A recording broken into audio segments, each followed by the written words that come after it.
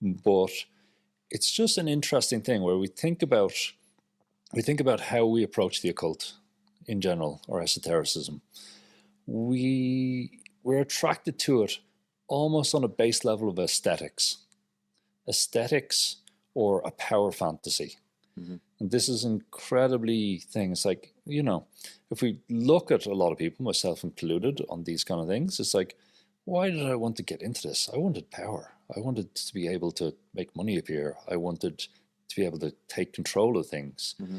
And there is this power fantasy that attaches to a lot of people as they get into this. It's like, I can't obtain this through normal means. But this aesthetic, this pulls me in, this thing. And that's what I think gets us in. But when we begin to see, or if we can see, beneath the aesthetic, there's something else. There's something else. And then when we see there's still all these dressings and all these kind of things, like, I'm doing this type of magic. I'm doing chaos magic. I'm doing Solomonic. They can't all be right and they can't all be wrong. But why does it work? Why doesn't it work? And that's what gets interesting. How many people got attracted in or because of the aesthetic of a movie and the power fantasy projected?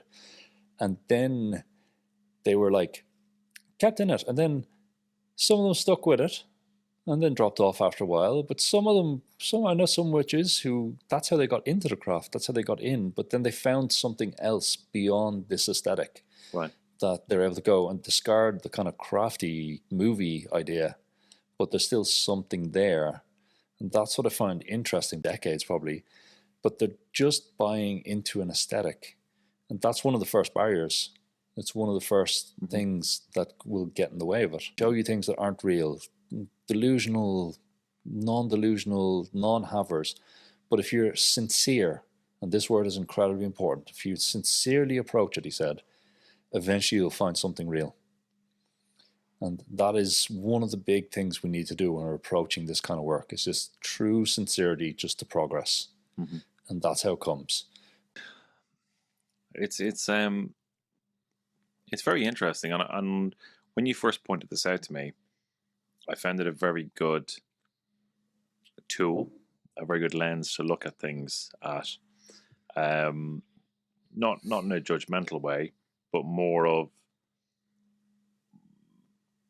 monitoring my own impulses, or my own kind of